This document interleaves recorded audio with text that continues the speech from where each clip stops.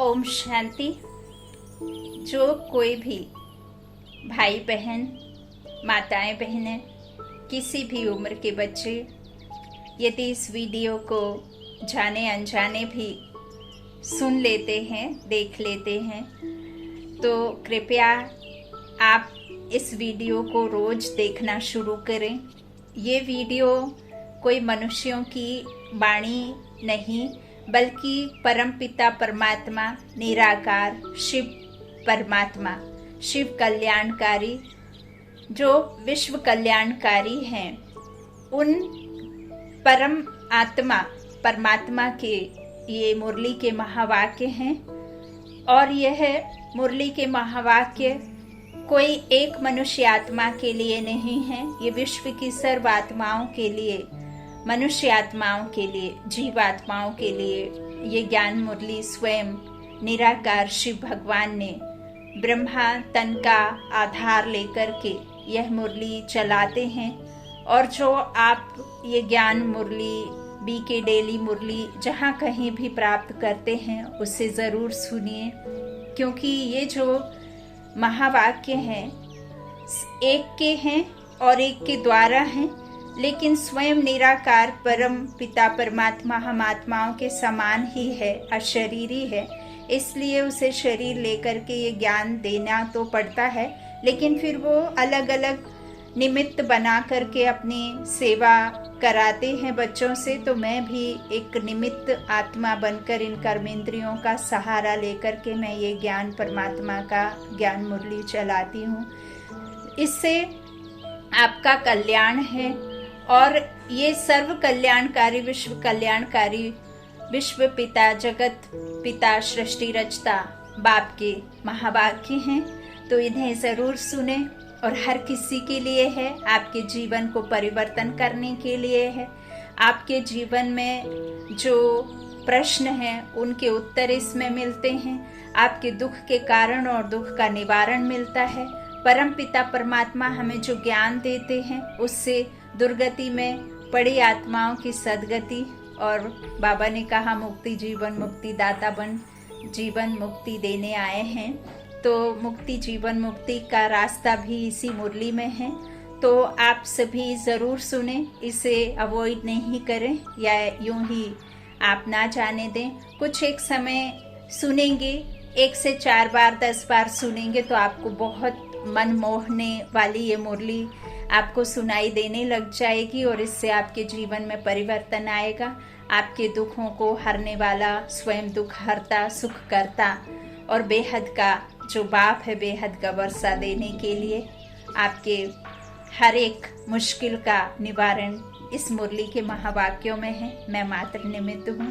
तो आज 3 अक्टूबर 2023 के ईश्वरीय महावाक्य हैं और बाबा ने आज के मुरली में कहा, मीठे बच्चे, गृहस्थ व्यवहार में रहते सबसे तोड़ निभाना है, नफरत नहीं करनी है, लेकिन कमल फूल के समान पवित्र जरूर बनना है। प्रश्न है मुरली का, तुम्हारी विजय का डंका कब बजेगा, वाह वाह कैसे निकलेगी। उत्तर में बाबा ने कहा, अंत समय जब तुम बच्चों पर माया की ग्रहचारी बैठना बंद हो जाएगी, सदा लाइन क्लियर होगी, तब वाह वाह निकलेगी, विजय का डंका बजेगा। अभी तो बच्चों पर ग्रहचारी बैठ जाती है, विघ्न पड़ते रहते हैं। 3 पैर पृथ्वी के भी सेवा के लिए मुश्किल मिलते हैं, लेकिन वह भी समय आएगा जब तुम बच्चे सारे विश्व के मालिक होंगे। अभी तो बाबा को देख करके, ब्रह्मा बाप को देख करके, मनुष्य आत्माओं को मूंझना माना, उनको देख करके बहुत सारे मनुष्य आत्माएं समझते हैं कि ये हमारे ऊपर भी केस जादू डालते हैं, दृष्टि देती हैं ना दीदियां सेंटर्स में।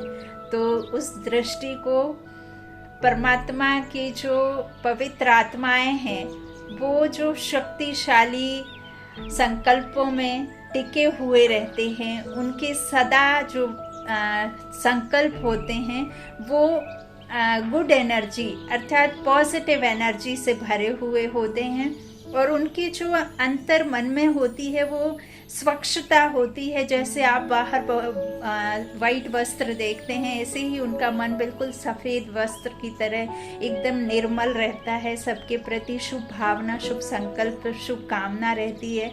और परमात्मा की जो सेवा उन समर्पित भाई बहनों को मिली है कि बच्चे तुम्हें विश्व कल्याण करना है, तुम्हें मनसा सेवा करनी है, तो जब वो दृष्टि देती हैं तो उनके मन में सिर्फ और सिर्फ आपके प्रति शुभ भावना और शुभ कामना और परमात्मा से कनेक्ट होकर के ही आपको वो आंख में आंख डाल करके देखती हैं, ताकि उनके जो गुण है या उनकी जो पवित्रता है वो आपके अंदर में आए। और उसका मतलब जादू करना नहीं होता, लेकिन आप मनुष्य आत्मा यही समझते हैं। तो बहुत सारी माताएं बहनों को, भाई बहनों को जाने के लिए अलाउड नहीं करते हैं। बंधेली माताएं हैं, उनको जाने नहीं देते, माताओं बहनों को नहीं जाने देते हैं, क्योंकि कहते हैं कि वो भाई बहन बना देते हैं। तो ये जो बाबा कहते हैं कि इस दुनिया में और जो देखो कितना फ्रॉड हो रहा है, संत आत्माओं के द्वारा, मठाधीशों के द्वारा, बड़े बड़े महात्माओं के द्वारा जो भ्रष्टाचार मचा हुआ है, जो विकर्म करके कुकर्म कर रहे हैं, उस वजह से भी बहुत सारी बेचारी आत्माएं ब्रह्मा बाप को देख करके वो मूंझ जाते हैं, डर जाते हैं, इसलिए भी वो नहीं आते हैं। लेकिन जब तक आप आएंगे नहीं, जब तक आप समझेंगे नहीं, जब तक आप उसे पहचानेंगे नहीं कि किसके बारे में बात हो रही है, किसका ज्ञान यहाँ मिलता है और क्या ज्ञान मिलता है, किस बात के लिए मिलता है, तब तक फिर आप समझेंगे भी नहीं। तो एक बार आना तो चाहिए, समझना चाहिए यथार्थ राज वो परमात्मा कौन है, जिसे हम भगवान भक्ति से कह के आए हैं। मूर्तियों को पूजते हैं हम, मंदिर मस्जिद गुरुद्वारा, पांच तत्वों को, मनुष्यों को, सबको पूजने लगे हैं। और सिर्फ उन पूजन के कारण एक है कि हमें दुख है, तो दुख की वजह से दुख का कारण नहीं समझ पाते, लेकिन हम दुख का निवारण ढूंढने के लिए यह सब पूजा पाठ, दान पुण्य, जप तप व्रत करते हैं। तो उस सब का यथार्थ परमात्मा हमें राज समझाते हैं। तो मेरा चूंकि यही मानना है कि जरूर से समझिए, आइए, बैठिए। बाबा कह रहे हैं कि देखिए ऐसा आपका विजय का डंका बजना है। अभी तो ग्रहचारी बैठ जाती है, विघ्न पड़ते हैं, है ना, 3 पैर पृथ्वी भी सेवा के लिए नहीं देते हैं, परमात्मा का सेंटर खोलने के लिए नहीं देते हैं। तो इस तरह से बाबा कहते हैं कि एक समय आएगा जब तुम बच्चे सारे विश्व के मालिक बनोगे। गीत है धीरज धर्मनुवा। ओम शांति। बच्चे नंबरवार पुरुषार्थ अनुसार जानते हैं कि अभी पुराना नाटक पूरा हुआ है, दुख के दिन बाकी कुछ घड़ियां हैं और फिर सदा सुख ही सुख होगा।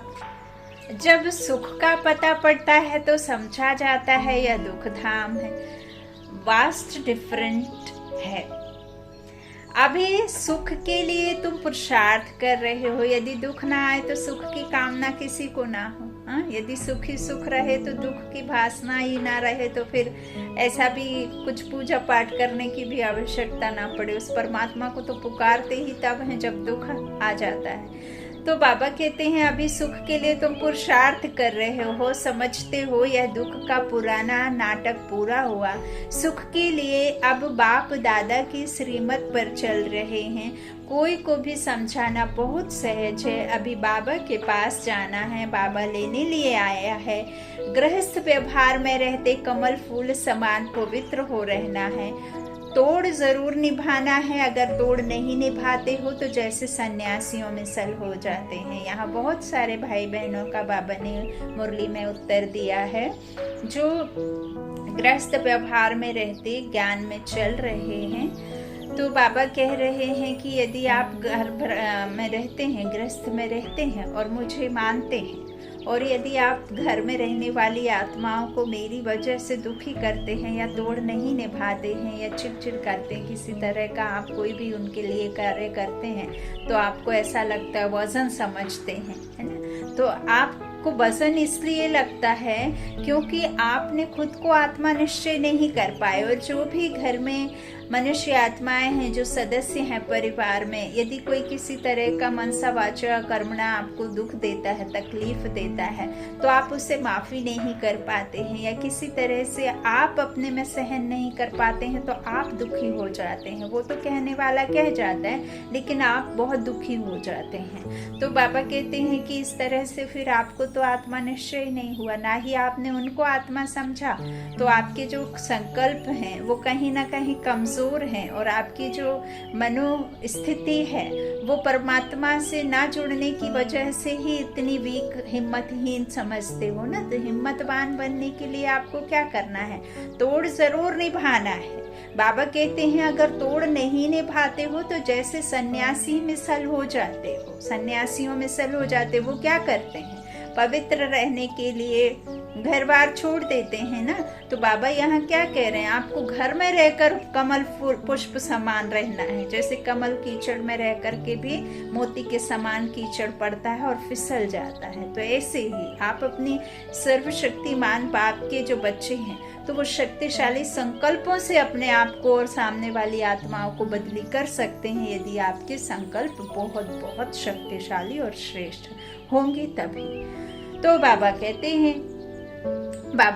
कहते कि वह तोड़ नहीं निभाते हैं, तो उनको निवर्ती मार्ग हठयोग कहा जाता है। सन्यासियों द्वारा जो सिखलाया जाता है वह है हठयोग। हम राजयोग सीख रहे हैं। हम इस राजयोग से क्या सीखते हैं? उस परमात्मा से हम क्या करते हैं? अपना मन बुद्धि का मेल जोड़ते हैं ना, मन बुद्धि से उसके साथ में मिलते हैं, और फिर जो उसके अंदर में है, जो उसके गुण है, जो शक्तियां हैं, जो उसकी अच्छाइयां हैं, उन अच्छाइयों को, उन शक्तियों को, उन गुणों को हम अपने में धारण करते हैं, तो फिर हम वैसे बन जाते हैं जैसे परमात्मा हमें बनाना चाहता है। और जब हम अपनी कर्मेंद्रियों पर स्वराज्य अधिकारी तब बनते हैं जब हम स्व पर राज्य करते हैं। तो हमारी कर्मेंद्रियों के वश में नहीं, कर्मेंद्रियों को हमारे वश में करके, है ना, तब तो हम प्रकृति जीत बनेंगे ना। इस प्रकृति को कब जीतेंगे? जब हम अपनी कर्मेंद्रियों को वश में करेंगे, है ना।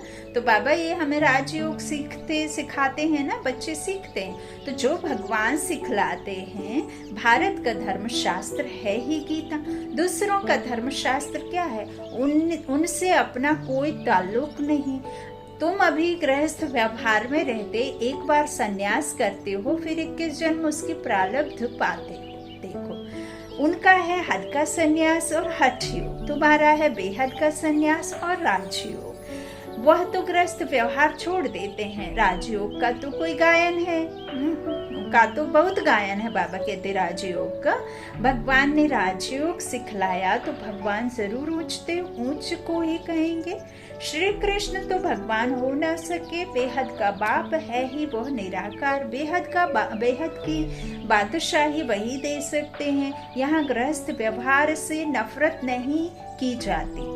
बाप कहते हैं यह अंतिम जन्म गृहस्थ व्यवहार में रहते पवित्र बनो। पतित पावन किसी सन्यासी को नहीं कहा जाता है।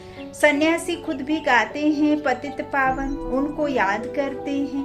वह भी पावन दुनिया चाहते हैं, परंतु यह नहीं जानते कि वह दुनिया ही एक और है, जबकि वह गृहस्थ व्यवहार में ही नहीं है, तो देवताओं को भी नहीं मानेंगे। वह कभी राजयोग सिखला ना सके, ना बाप कभी हठयोग सिखला सकते, ना सन्यासी कभी राजयोग सिखला सकते। यह समझने की बात है। जो परमात्मा का कार्य है वो सन्यासी नहीं कर सकते, और जो सन्यासियों का काम है वो परमात्मा नहीं कर सकते, है ना। अभी दिल्ली में वर्ल्ड कॉन्फ्रेंस होती है, उनको समझाना है, लिखत में सभी को देना है। वहाँ तो मतभेद हो जाता है, लिखत में होगा तो सभी समझ जाएंगे। इन्हों का उद्देश्य क्या है? अभी तुम समझते हो, हम हैं ब्राह्मण कुल के, हम शूद्र कुल के मेंबर कैसे बन सकते हैं? विकारी कुल में हम अपने को कैसे रजिस्टर कर सकते हैं? इसलिए ना कर देते। हम हैं आस्तिक, वह है नास्तिक, लेकिन नाम मनुष्य आत्मा हमें आस्तिक नहीं समझते, हमें नास्तिक समझते, क्योंकि पूजा पाठ भक्ति ये सब छूट जाता है ना। तो बाबा कहते हैं अब हम हैं असल में आस्तिक, वह है नास्तिक। वह है ईश्वर को ना मानने वाले, हम ईश्वर से योग रखने वाले।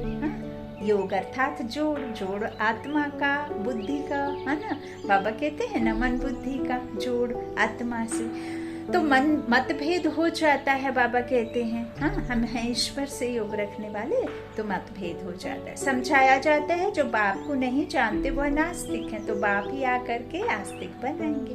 बाप का बनने से बाप का वर्षा मिल जाता है, यह बड़ी गुहा बातें हैं। पहले पहले तो बुद्धि में यह बिठाना है कि गीता का भगवान परम पिता परमात्मा है, उसने ही आदि सनातन देवी देवता धर्म स्थापन किया, जो कि अभी नहीं है। तो बाबा कहते जब देवी देवता धर्म रहता है फिर और कोई धर्म नहीं रहता, और अभी जब देवी देवता धर्म नहीं है तो बाकी सब धर्म है ना।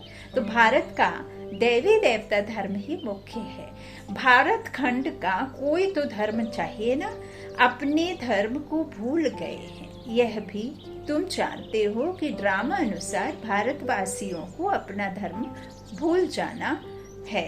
तब तो फिर बाप आकर के स्थापन करें, नहीं भूलेंगे तो स्थापना का कार्य होगा ही नहीं तो फिर बाप आए कैसे। कहते हैं जब जब देवी देवता धर्म प्रायः लोप हो जाता है, अभी है ही नहीं, तब मैं आता हूँ। प्रायः लोप जरूर होना ही है।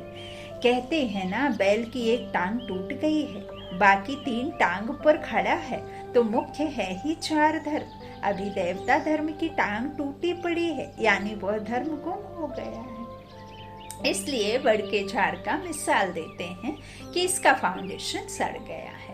बाकी टालियां कितनी खड़ी हैं, है ना। बाकी सब विस्तार हो गया मनुष्य सृष्टि के झाड़ का। तो बाबा कहते हैं कितना विस्तार हो गया, कितना बड़ा हो गया है ना। टालियां पत्ते सब निकल आए, तो इनमें भी फाउंडेशन देवता धर्म है ही नहीं। बाकी सारी दुनिया में मठ पंथ आदि कितने हैं, तुम्हारी बुद्धि में अभी सारी रोशनी है। बाप कहते हैं तुम बच्चे इस ड्रामा को जान गए हो।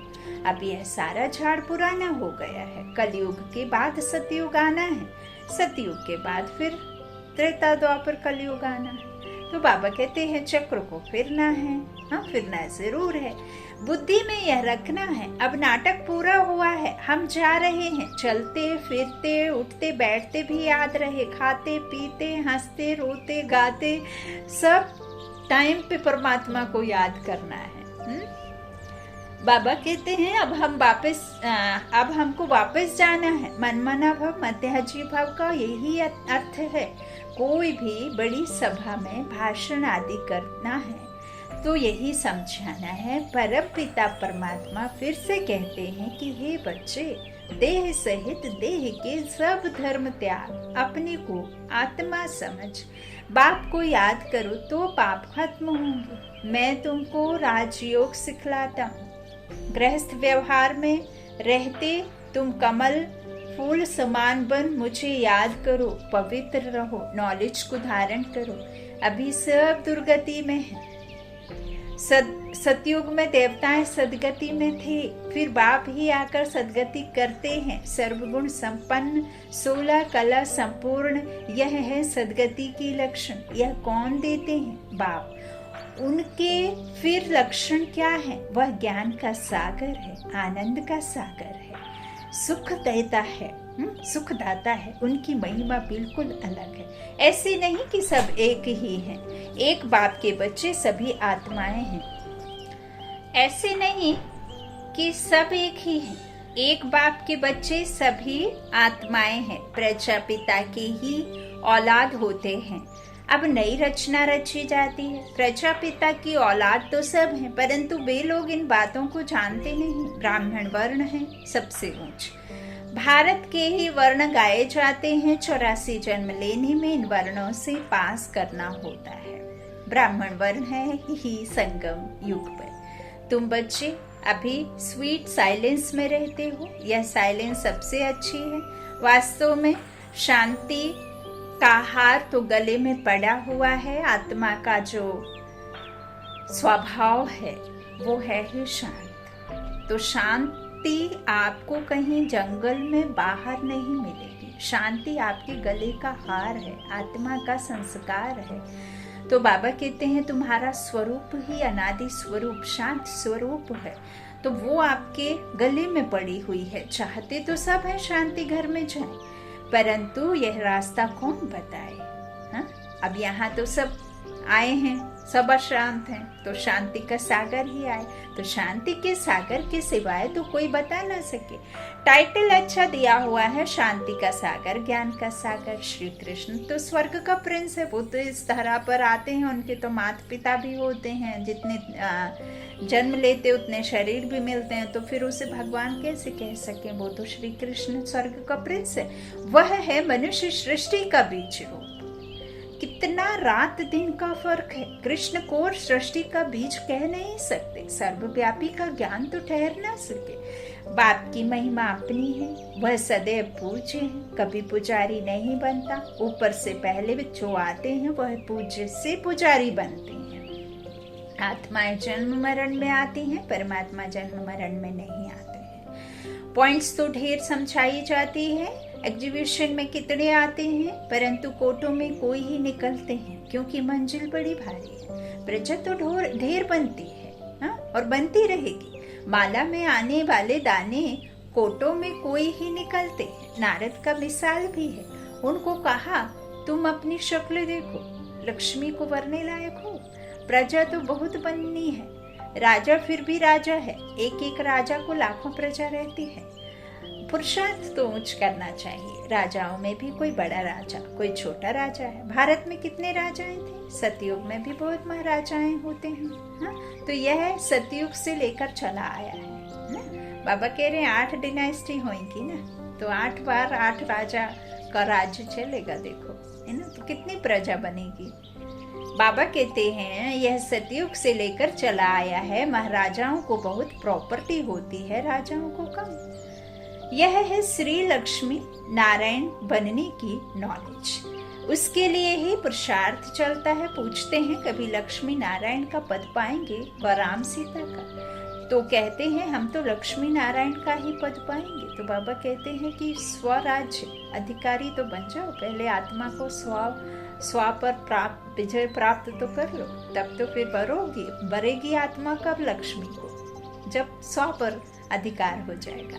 तो बाबा कहते हैं कि तभी तो पद पाएंगे, माँ बाप से पूरा वर्षा लेंगे। यह तो वंडरफुल बातें हैं ना, और कोई जगह यह बातें है नहीं, ना कोई शास्त्रों में है। अब तुम्हारी बुद्धि का ताला खुल गया है।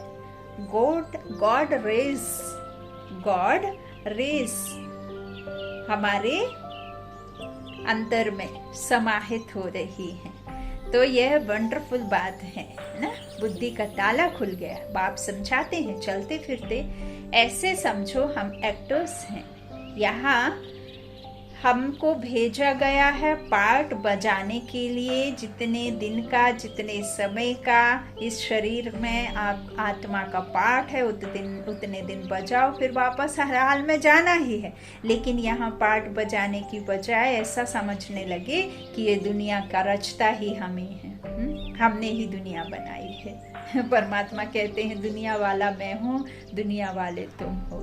तुम यहाँ रहते हो, आते जाते हो, कल्प पूरा होता है तब जाते हो, बाकी यहाँ ही जन्म मरण में रहते हो। जब पूरा पाठ हो जाएगा तब चले जाएंगे, जिसका जिस हिसाब से जो पिछाड़ी में आते जाएंगे, फिर पूरा साइकिल खत्म हो जाएगा, फिर वापस जाना है। फिर वापस आने की शुरुआत सतयुग में हो जाती है, शुरू में कम, फिर धीरे धीरे जास्ती वृद्धि।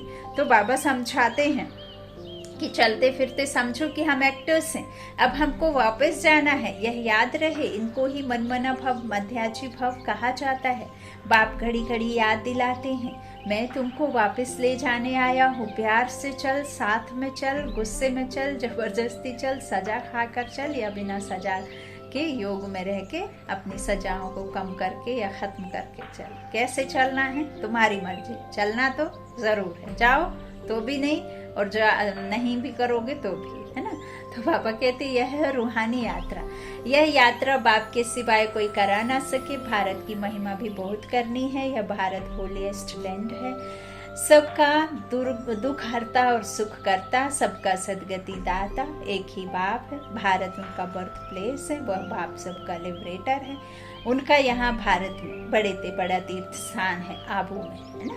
भारतवासी भर शिव के मंदिर में जाते हैं, परंतु उनको पता नहीं है। गांधी को जानते हैं, समझते हैं, वह बहुत अच्छा था, इसलिए जाकर उन पर फूल आदि चढ़ाते हैं, लाखों खर्च करते हैं। अब इस समय है ही उन्हों का राज्य, जो चाहे सो कर सकते हैं। हाँ?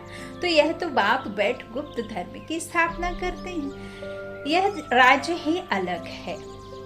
भारत में पहले देवताओं का राज्य था। दिखाते हैं असुरों और देवताओं की लड़ाई लगी, परंतु ऐसी बातें तो है नहीं। यहाँ तो युद्ध के मैदान में माया पर जीत पाई जाती है। रावण को भी ऐसे ही कि बुराई पर अच्छाई की जीत, है ना। विकर्मों पर कौन सी जीत? विकर्मों को जीता गया। आत्मा ने जब योग अग्नि में अपने विकारों को दग्ध किया, तो बाबा कहते हैं कि जो सद्गुणी है वो कैसे हैं? हीरे तुल्य हैं। जो अवगुणी है वो पत्थर तुल्य है ना, कौड़ी जैसे। तो इस तरह से माया पर जीत तो जरूर सर्वशक्तिमान ही पहनाएंगे। बाबा ही रावण राज्य से छुड़ाकर राम राज्य की स्थापना करा रहे हैं। बाकी वहां लड़ाई आदि की बात होती नहीं। अभी देखेंगे तो सृष्टि में सर्वशक्तिमान इस समय क्रिश्चियन लोग हैं। वह चाहे तो सब पर जीत पा सकते हैं, परंतु वह विश्व के मालिक बने यह कायदा नहीं।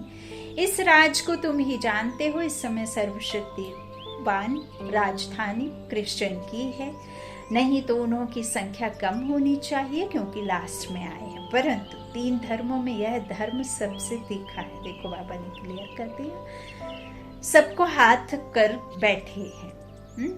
यह भी ड्रामा बना हुआ है। इनके द्वारा ही फिर हमको राजधानी मिलनी है। कहानी भी है, 2 बिल्ली लड़े, मक्खन बीच में तीसरे को मिल जाता है। और वो सब लड़ाई आम मनुष्य आत्माएं जो आपस में लड़ाई के लिए ये सब इकट्ठा कर रहे हैं, वो उससे तो लड़ाई ही होगी। ऐसे तो नहीं है कि उसको ठंडे पानी में ले जा करके विसर्जन कर दिया जाएगा। यदि तैयारियां चल रही हैं तो लड़ाई होगी। तो बाबा क्या कह रहे हैं कि फिर ये बना तो है ड्रामा, लेकिन फिर ये कहानी भी ऐसी है कि वो जो हैं हमारे स्थापना के कार्य में भी एक तरह से जो विनाश है वो भी तो फिर स्थापना के कार्य में हमारा सहायक है ना।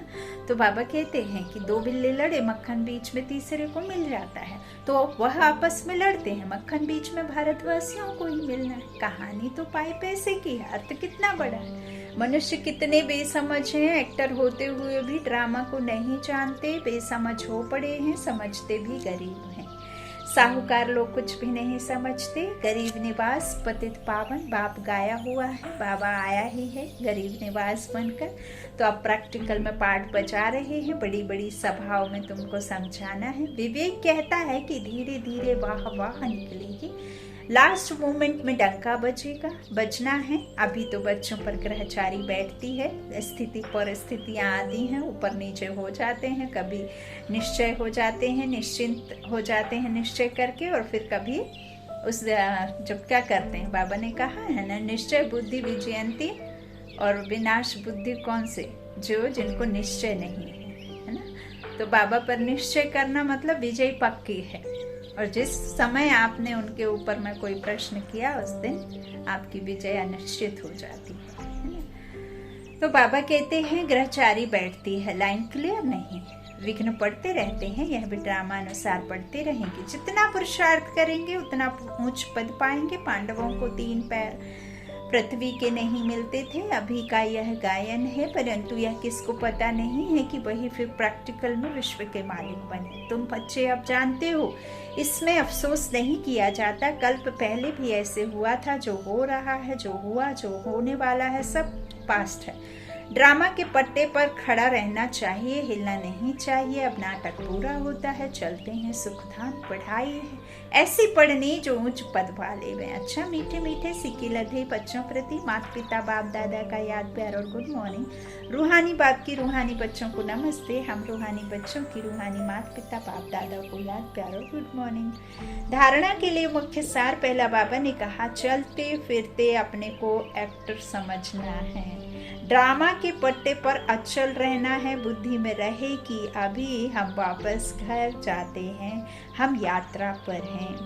दूसरा, सद्गति के सर्व लक्षण स्वयं में धारण करने हैं। सर्वगुण संपन्न 16 कला संपूर्ण बनना है। गति और सद्गति। सद्गति उसे जब आप सुख की दुनिया में सतयुगी राज्य में आएंगे, उसके लिए आपको 16 कला संपूर्ण बनना है। और जो गति है वो तो फिर बैठ जाना जाके, फिर आएंगे उसी दुनिया में, हाँ, दुख की दुनिया में। तो इस तरह से बाबा ने कहा है कि आप बच्चों को सद्गति के सर्व लक्षण स्वयं में धारण करने हैं। सर्वगुण संपन्न 16 कला संपूर्ण बनना है। वरदान है संगम युग पर श्रेष्ठ मत द्वारा श्रेष्ठ गति को प्राप्त करने वाले प्रत्यक्ष फल के अधिकारी भव। संगम युग पर श्रेष्ठ मत के आधार पर जो श्रेष्ठ कर्म करते हो उसका प्रत्यक्ष फल अर्थात सफलता अभी ही प्राप्त होती है। इसलिए कहते हैं जैसी मत वैसी गत। जो बाबा कहते हैं वो लोग समझते हैं मरने के बाद गति मिलेगी, लेकिन आप बच्चों को इस अंतिम मर्जीव जन्म में हर कर्म की सफलता का फल अर्थात गति प्राप्त होने का वरदान मिला हुआ है। आप भविष्य के इंतजार में नहीं रहते, अभी अभी करते और अभी अभी प्राप्ति का अधिकार मिल जाता है।